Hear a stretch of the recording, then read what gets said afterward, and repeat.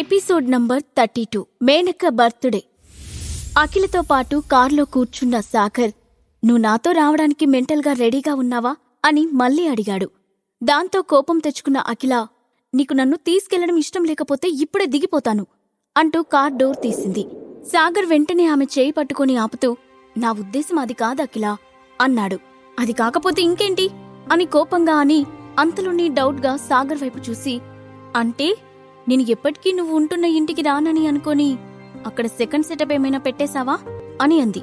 ఆ మాటకు సాగర్ కంగారుగా తల అడ్డంగా ఊపి, అదేం లేదు, నేను ఉండే ప్లేస్లో నువ్వు అడ్జస్ట్ అవ్వగలవా లేదా అని ఆలోచిస్తున్నాను, అందుకే అలా అడిగాను అని అన్నాడు. ఆ మాటకు అఖిల వెంటనే కార్ డోర్ క్లోజ్ చేసి, నువ్వుండే ఇల్లు ఎంత చిన్నదైనా, అది ఎంత మురికిగా ఉన్నా సరే దాన్ని శుభ్రం చేసేది నువ్వే, మరిక నాకు ప్రాబ్లమేముంది అని చెప్పి ఇంకేం మాట్లాడకుండా సీట్లో సర్దుకుని కూర్చొని తలను వెనక్కి వాల్చి కళ్ళు మూసుకుంది. నిజానికి సాగర్కి ఇప్పుడు అఖిలను నేరుగా విల్లాకు తీసుకెళ్తే ఆమెకు నిజం తెలిసిపోతుందని మనసులో భయం మొదలైంది. కాసేపటి వరకు కారులో నిశ్శబ్దం మాత్రమే ఉంది. సాగర్ కార్ డ్రైవ్ చేస్తూనే ఒకసారి తల తిప్పి కళ్ళు మూసుకుని ఉన్న అఖిల ముఖం వైపు చూశాడు. ఏడ్చి ఏడ్చి ఆమె అందమైన ముఖం వాడిపోయింది. సాగర్కి వెంటనే అఖిలని దగ్గరికి తీసుకుని, నిన్ను లైఫ్ లాంగ్ జాగ్రత్తగా చూసుకుంటానని చెప్పాలని అనిపించింది. అయినా ఆ కోరికను బలవంతంగా కంట్రోల్ చేసుకుని కార్ను విల్లా వైపు పోనిచ్చాడు. కాసేపటికి కారు ఆగిపోవడంతో కళ్ళు తెరిచి చుట్టూ చూసింది అఖిల. ఎదురుగా కనిపించిన విల్లాను చూసి ఆమె షాక్ అవుతూ, సాగర్, మనం ఎక్కడికొచ్చాం? నువ్వుండే ఇంటికి తీసుకెళ్ళమని చెప్పాను కదా అని అడిగింది అఖిల. నేనుండేదిక్కడే చిన్నగా నవ్వుతూ చెప్పాడు సాగర్. ఆ మాటకు అఖిల అతని వైపు అయోమయంగా చూసి, ఇది కంపెనీ తరఫున నువ్వు మీ బాస్ కోసం కొన్న విల్లా కదా అని అడిగింది. ఆ ప్రశ్నకు సాగర్ ఏం సమాధానం చెప్పకుండా, ముందు కార్ దిగు అఖిల, నీకు అన్ని విషయాలు చెప్తాను అంటూ అతను కూడా కార్ దిగాడు. అతని వైపు అయోమయంగా చూస్తూనే కార్ దిగింది అఖిల.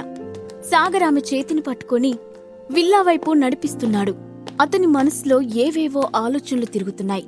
ఇప్పుడు ఈ విల్లా తనది కాదని అఖిలకు అబద్ధం చెప్తే దానిని దాచిపెట్టడానికి అబద్ధాలు చెప్పాల్సి ఉంటుంది. ఇప్పటికే ఈ విషయం అతనికి బాగా అనుభవంలోకి వచ్చింది. అందుకే విల్లా విషయంలో అబద్ధం చెప్పకూడదని నిర్ణయించుకున్నాడు. దాంతో అక్కడే ఆగి, అఖిల అని పిలిచాడు.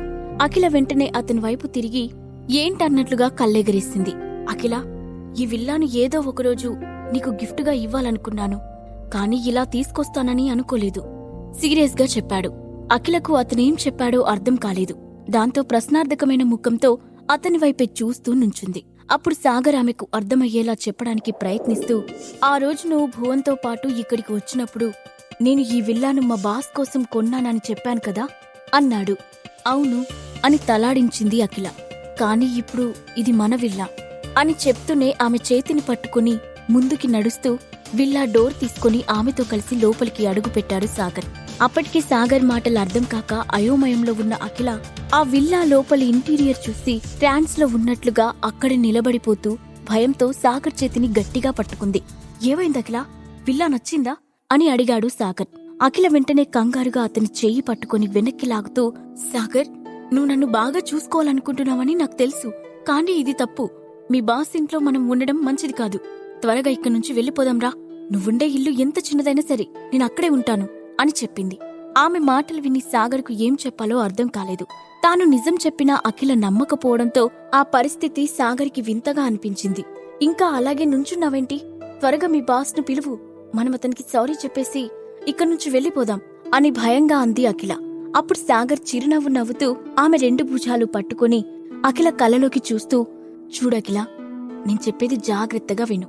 ఈ విల్లా మనది, ఇక మనిద్దరం ఇందులోనే ఉండబోతున్నాం అని చెప్పాడు. కాని అఖిల తల అడ్డంగా ఊపుతూ, లేదు, మనం ఈ ఇంట్లో ఉండడం కుదరదు, ఇది మనది కాదు అని అంది. అయ్యో అఖిల, నేను చెప్పేది నువ్వెందుకు నమ్మడం లేదు అని చిన్నగా విసుక్కున్నాడు. ఇంతలో అతని మనసులో ఒక్కసారిగా ఏదో ఐడియా ఫ్లాష్ అయింది. ఆమెను నమ్మించడానికి అదొక్కటే మార్గమని అనుకున్న సాగర్, సరే అఖిల, ఇప్పుడు నేను నీకు నిజం చెప్తున్నాను విను. నేను మా కంపెనీకి 100 కోట్ల విలువైన బిజినెస్ డీల్ రావడానికి హెల్ప్ చేశాను. అందుకే మా బాస్ సంతోషంతో నాకు ఈ విల్లాను గిఫ్ట్గా ఇచ్చాడు. నేను దానిని నీకు గిఫ్ట్గా ఇస్తున్నాను అని చెప్పాడు. ఆ మాట విని అఖిల నమ్మలేనట్లుగా నోరు తెరిచి ఆ ఇంటి మొత్తాన్ని ఒకసారి తల తిప్పి చుట్టూ చూసి మళ్లీ సాగర్ వైపు తిరిగి, సాగర్, నువ్వు సీరియస్గా చెప్తున్నావా? నాతో అబద్ధం చెప్పడం లేదు కదా అని అడిగింది. సాగర్ నవ్వుతూ, మన పెళ్లైన 2 ఏళ్లలో ఏ రోజైనా నేను బాధ పెట్టేలా నీతో అబద్ధం చెప్పానా అని అడిగాడు. ఆ మాటకు అఖిల ప్రశ్నలు ఆగిపోయాయి. నిజంగానే అతను పెళ్లైనప్పట్నుండి అఖిల విషయంలో ఎప్పుడూ బాధ పెట్టే పనులు చెయ్యలేదు. ఆ విషయం గుర్తు చేసుకున్న అఖిల మౌనంగా తలను అడ్డంగా ఊపింది. ఆమె అయోమయమైన ముఖం చూసి సాగర్ నవ్వుతూ, ఇది ఇక నుండి నీ ఇల్లు అఖిల, నువ్వు ఇక్కడ హ్యాపీగా ఉండొచ్చు అని అన్నాడు. ఆ మాటను మొదటిసారిగా నమ్మిన అఖిల కళ్ళు ఆశ్చర్యంతో పెద్దవయ్యాయి. ఆమె ముఖం ఆనందంతో విప్పారింది. కళ్లలో సంతోషం కొట్టొచ్చినట్టు కనబడుతుంది. ఆమె వెంటనే సాగర్ను హగ్ చేసుకుని, సాగర్, నేనిప్పుడే ఈ విషయాన్ని మా అమ్మకి ఫోన్ చేసి చెప్తాను. నువ్విప్పుడు ఈ విల్లాకి ఓనర్ అని తెలిస్తే మమ్మీ డాడీ ఇద్దరూ నిన్ను యాక్సెప్ట్ చేస్తారు. వాళ్ళు నిన్ను గౌరవంగా చూస్తారు అని ఉత్సాహంగా అంది. హఠాత్తుగా అఖిల తనను హగ్ చేసుకోవడంతో సాగర్ శరీరం 1000 వోల్టుల కరెంటు షాక్ తగిలినట్లు అయ్యింది. ఆమె స్పర్శ అతన్ని ఉక్కిరిబిక్కిరి చేసింది. నోట్లో నుండి మాట కూడా బయటకు రానట్లు బిగుసుకుపోయాడు. చెప్పు సాగర్, ఇప్పుడే మమ్మీ డాడీకి చెప్పనా? సాగర్కి దూరంగా జరిగి అతని ముఖంలోకి చూస్తూ అడిగింది అఖిల. సాగర్ అప్పుడే స్పృహలోకి వచ్చినట్లుగా ఉలిక్కిపడి తేరుకొని ఆమె అడిగిన ప్రశ్నను గుర్తు చేసుకున్నాడు. ఆ తర్వాత చిన్నగా నవ్వి, అఖిల, మనం కొంచెం వెయిట్ చేయడం మంచిది. ఇప్పుడు నువ్వు మీ పేరెంట్స్తో గొడవపడి వచ్చేశావు. అప్పుడే మనం విల్లా కొన్నామని వాళ్ళతో చెప్తే వాళ్ళు మనల్ని నమ్మకపోగా మనం అబద్ధం చెప్తున్నామని అనుకునే ప్రమాదం కూడా ఉంది అని అన్నాడు. అతని మాటలు విని అఖిల కూడా తన ఎగ్జైట్మెంట్ ను తగ్గించుకొని ఆలోచిస్తూ, నువ్వు చెప్పింది నిజమే సాగర్, మనం ఇప్పుడు చెప్పినా వాళ్ళు నమ్మరు. వాళ్ళిద్దరూ నీ విషయంలో మొండిగా ప్రవర్తిస్తున్నారు అని అంది. పర్వాలేదులే అఖిల, మనం కష్టపడి పని చేసుకుంటూ వెళ్దాం. ఏదో ఒకరోజు తప్పకుండా వాళ్ళు మనల్ని గుర్తిస్తారు అంటూ ఆమె తలపై చేయి వేసి చిన్నగా నిమిరాడు. ఇంతలో సాగర్ మొబైల్ రింగ్ అయింది. కేదార్ కాల్ చేస్తున్నాడని చూసిన సాగర్, అఖిల, నువ్వు విల్లా చూడు, నేను కాల్ మాట్లాడి వస్తాను అని అన్నాడు.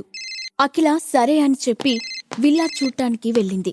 సాగర్ కాల్ లిఫ్ట్ చేసి, కేదార్, ఏంటి విషయం అని అడిగాడు. సార్, ఈ రోజు నైట్ మీరు ఫ్రీగా ఉన్నారా అని అడిగాడు కేదార్. హా, ఫ్రీగానే ఉన్నా. విషయమేంటి అని అడిగాడు సాగర్. ఈ రోజు మేనక బర్త్డే సార్, మన హోటల్లోనే పార్టీ అరేంజ్ చేసింది. మీరు తప్పకుండా అటెండ్ అవ్వాలని ఆమె కోరిక. అందుకే నన్ను రిక్వెస్ట్ చేయమని అడిగింది అని చెప్పాడు కేదార్. సాగర్ ఒక్క క్షణం ఆలోచించి, సరే నేను వస్తాను అని అన్నాడు సాగర్. థ్యాంక్ యూ సార్, అయితే మిమ్మల్ని పికప్ చేసుకోవడానికి మన వాళ్ళని పంపిస్తాను ఆనందంగా చెప్పాడు కేదార్. అవసరం లేదు, నేనే వస్తాను అని చెప్పి ఫోన్ కట్ చేసి వెనక్కి తిరిగాడు సాగర్. అప్పటికే మెట్లపై నుంచొని అఖిల అతని వైపే చూస్తుంది. ఆమెను చూసి సాగర్ ఒక్క క్షణం తడబడ్డాడు. వెంటనే ఈ రోజు జరిగే పార్టీకి ఆమెను తీసుకువెళ్లాలని ఆలోచన వచ్చింది. కాని అలా తీసుకెళ్తే తన గురించి నిజం బయటపడుతుందని గుర్తు చేసుకుని తన నిర్ణయాన్ని మార్చుకుంటూ, అఖిల, నాకొంచెం పనుంది, నేను బయటకు వెళ్ళాలి, ఇంటికి వచ్చేసరికి లేట్ అవ్వచ్చు అని చెప్పాడు సాగర్. పర్వాలేదు, నువ్వెళ్ళి పని చూసుకో, నా గురించి కంగారు పడకు, నేను మేనేజ్ చేసుకుంటాను అని నవ్వుతూ చెప్పింది అఖిల. కష్టపడి పని చేస్తేనే ఫ్యూచర్లో సాగర్ మంచి స్థాయికి ఎదుగుతాడని, అప్పుడే తన ఫ్యామిలీ వాళ్ళు సాగర్ను గుర్తించి రెస్పెక్ట్ ఇస్తారని అనుకున్న అఖిల అతన్ని డిస్టర్బ్ చేయకూడదని నిర్ణయించుకుంది. నేను బయలుదేరుతున్నాను, జాగ్రత్తగా ఉండు. ఏదైనా అవసరమైతే వెంటనే కాల్ చేయి. బయట వాచ్మెన్ ఉంటాడు, ఏవైనా కావాలంటే అతనికి చెప్తే తెచ్చిస్తాడు అని జాగ్రత్తలు చెప్తున్నాడు సాగర్. అవన్నీ నేను చూసుకుంటాను, నువ్వెళ్ళు నవ్వుతూ చెప్పింది అఖిల. సరేనంటూ తల ఊపి విల్లా నుండి బయటకు వచ్చిన సాగర్ మధ్యలో మేనక కోసం సింపుల్ గిఫ్ట్ తీసుకొని నేరుగా అనురాగ్ రెస్టారెంట్కి వెళ్లాడు. అతని కారు చూడగానే మచ్చామోహన్ పరిగెత్తుకుంటూ వెళ్లి కార్ డోర్ తీశాడు. కార్ దిగిన సాగర్ను చూసి వినయంగా విష్ చేస్తూ, నమస్తే సార్, మిమ్మల్ని దగ్గరుండి చూసుకోమని కేదార్ సార్ చెప్పారు సార్. ఆ సార్ వేరే పనుల్లో బిజీగా ఉన్నారు. రండి సార్, లోపలికి రండి అంటూ ఇన్వైట్ చేశాడు. సాగర్ అతన్ని చూసి కొంచెం ఆశ్చర్యపోయి, నువ్విక్కడేం చేస్తున్నావు అని అడిగాడు. కేదార్ సార్ను కాదని మేం ఎక్కడికి వెళ్తాం సార్, ఆ సార్ కింద బతికేవాళ్ళం అని భయంగా సమాధానం చెప్పాడు మోహన్. దాంతో సాగరిక ఆ విషయం గురించి పొడిగించకుండా లోపలికి నడిచాడు. ఇంకా పార్టీ స్టార్ట్ అయినట్లు కనిపించకపోవడంతో మేనకెక్కడుంది అని అడిగాడు. మేడం పైన రూంలో రెడీ అవుతున్నారు సార్ అని చెప్పాడు మోహన్. అప్పటికే హాల్ మొత్తం గెస్టులతో నిండిపోయి ఉంది. ఆమె ఒక టాప్ బిజినెస్ ఉమెన్ కావడంతో సిటీలోని ముఖ్యమైన వాళ్ళంతా ఈరోజు ఆ పార్టీకి వస్తారని ఊహించాడు సాగర్. అక్కడ ఉన్న అందరూ బ్రాండెడ్ డ్రెస్సుల్లో మెరిసిపోతూ తిరుగుతున్నారు. తాను మాత్రమే అక్కడ సాధారణ మనిషిగా ఉన్నాడని గుర్తించాడు సాగర్. సార్, మీకోసం స్పెషల్ సీట్స్ అరేంజ్ చేశాం, రండి అని మోహన్ అతన్ని పిలుస్తూ ఉండగానే ఇంతలో హఠాత్తుగా ప్రెసిడెంట్ కావ్య స్పృహ తప్పి పడిపోయారు, ఎవరైనా రండి అంటూ ఎవరిదో అరుపు వినిపించింది. దాంతో ఒక్కసారిగా పార్టీలో ఉన్న జనాలు అక్కడ గూమికూడారు. మోహన్ వెంటనే వెనక్కి తిరిగి, ప్రెసిడెంట్ కావ్య గారా, ఆమెకు ఏమైంది అని కంగారుగా అంటూనే గుంపులో నుంచి తొంగి చూశాడు. అక్కడ నేలపై ఒక అందమైన అమ్మాయి స్పృహ లేకుండా పడి ఉంది. ఎవరామె అని అడిగాడు సాగర్. ఆమె మీకు తెలియకపోవచ్చు సార్, ఆమె పేరు కావ్య. మన హైదరాబాద్లోనే అతిపెద్ద రియల్ ఎస్టేట్ కంపెనీ కావ్య గ్రూప్కి CEO. ఆమెకు ఒక బ్రదర్ కూడా ఉన్నాడు, పేరు గౌతమ్. అండర్ గ్రౌండ్ ఫోర్స్ లీడర్గా పనిచేస్తున్నాడు అని చెప్పాడు మోహన్. ఎవరైనా డాక్టర్ ఉంటే త్వరగా వచ్చి కావ్య గారిని చూడండి, గుంపులో ఉన్న వాళ్లలో ఎవరో అంటున్నారు. నేను డాక్టర్నే, నన్ను వెళ్లి చూడనివ్వండి అంటూ ఆ గుంపులో నుండి పొడవుగా ఉన్న ఒక లేడీ ముందుకు వచ్చింది. ఆమెను చూడగానే మోహన్ ముఖం వెలిగిపోయింది. దాంతో అతను నవ్వుతూ, డాక్టర్ సరిత గారు, మీరా? సమయానికి మీరు ఇక్కడే ఉండటం అదృష్టం. కావ్య గారికి ఏమైందో చూడండి అని అన్నాడు. ఈరోజు తన బాస్ కేదార్కి సంబంధించిన హోటల్లో జరిగే పార్టీకి అటెండ్ అవ్వడానికి వచ్చింది కావ్య. ఇప్పుడు ఆమెకు ఏదైనా అయితే కావ్య అన్నయ్య గౌతమ్కి సమాధానం చెప్పాల్సి ఉంటుంది. అందుకే మోహన్ కొంచెం కంగారు పడ్డాడు. డాక్టర్ని చూడగానే అప్పటి వరకు కావ్య చుట్టూ మూగిన వాళ్ళంతా ఆమెకు దూరంగా జరిగారు. డాక్టర్ సరిత ముందుకు వెళ్లి కావ్య చేతిని పట్టుకుని చెక్ చేస్తుంది. ఇంతలో చుట్టూ బాడీగార్డ్స్తో హడావుడిగా అక్కడికి నడుచుకుంటూ వచ్చింది మేనక. ఆమెను చూడగానే అప్పటి వరకు గందరగోళంగా ఉన్న ప్రదేశం పిన్ డ్రాప్ సైలెంట్ గా మారిపోయింది. డాక్టర్ సరిత, ఇప్పుడు కావ్య పరిస్థితి ఎలా ఉంది అని అడిగింది మేనక. వెంటిలేషన్ సరిగ్గా లేకపోవడం వల్ల ఆమెకు శ్వాస తీసుకోవడంలో ప్రాబ్లం అయింది.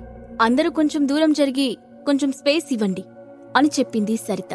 మేనక వెంటనే తన చుట్టూ ఉన్న వాళ్ళందర్నీ చూసి వెనక్కి జరగమన్నట్లు చేయి ఊపింది. ఆ తర్వాత సరిత కావ్య చేతిని కాళ్ళని పట్టుకుని యాక్యుపంక్చర్ పాయింట్స్ ను ప్రెస్ చేస్తూ ఉంది. మోహన్ పక్కన నిలబడిన సాగర్ ఆమె చేసేదంతా జాగ్రత్తగా గమనిస్తున్నాడు. ఆ రోజు దొంగల దగ్గర తనకు దొరికిన 2 పుస్తకాలలో ఒక బుక్ హెల్త్ కి, మెడిసిన్స్ కి సంబంధించినదే కావడంతో అందులో ఉన్న విషయాలన్నీ సాగర్కి బాగా గుర్తున్నాయి. అందుకే అతను ఆలోచిస్తూ కావ్య స్పృహలో లేకుండా పోవడానికి హాల్లో వెంటిలేషన్ లేకపోవడానికి సంబంధం లేదని అనుకున్నాడు. డాక్టర్ సరిత ట్రీట్మెంట్ ఇచ్చినా కూడా కావ్య ఇంకా స్పృహలోకి రాలేదు. దాంతో చుట్టుపక్కల వాళ్ళంతా ఆమెకేదో సీరియస్ ప్రాబ్లం అయ్యుంటుందని అనుకోవడం మొదలుపెట్టారు. కావ్యగారికి ఏమై ఉంటుంది అని గుంపులో ఉన్న ఒకరు అంటూ ఉండగా, ఏదైనా హెల్త్ ప్రాబ్లం ఉందేమో మరొకరన్నారు. ఆ మాట పెద్దగా అనకు, కావ్య ఎవరో నీకు బాగా తెలిసినట్టు లేదు. ఈ మాట ఆమె అన్నయ్య చెవిన పడితే నువ్వు ప్రాణాలతో ఉండవు అని ఇంకో వ్యక్తి హెచ్చరింపు కూడా వినబడుతుంది. అప్పుడు మోహన్ ముందుకు వెళ్లి, డాక్టర్, కావ్యగారి పరిస్థితి ఎలా ఉంది అని అడిగాడు. ఫస్ట్ ఎయిడ్ చేశాను, అయినా ఆమెకు స్పృహ రాలేదు కాబట్టి ఏం జరిగిందో కరెక్ట్గా తెలియాలంటే కొన్ని టెస్టులు చేయాల్సి ఉంటుంది. వెంటనే ఆమెను హాస్పిటల్కి తీసుకెళ్లాలి అని చెప్పింది సరిత. అయితే వెంటనే కార్ రెడీ చేయండి అని ఆర్డర్ వేసింది మేనక. కాని ఇంతలో సాగర్ ముందుకు వచ్చి మోహన్ భుజంపై చేయి వేసి, అవసరం లేదు, ఆమెను హాస్పిటల్కి తీసుకువెళ్లాల్సిన పనిలేదు అని అన్నాడు. కావ్య ఎందుకు స్పృహ తప్పి పడిపోయింది? సాగర్ ఆమె విషయంలో ఏం చేయబోతున్నాడు? ఈ ప్రశ్నలకు సమాధానాలు తెలుసుకోవాలంటే నెక్స్ట్ ఎపిసోడ్ వినాల్సిందే.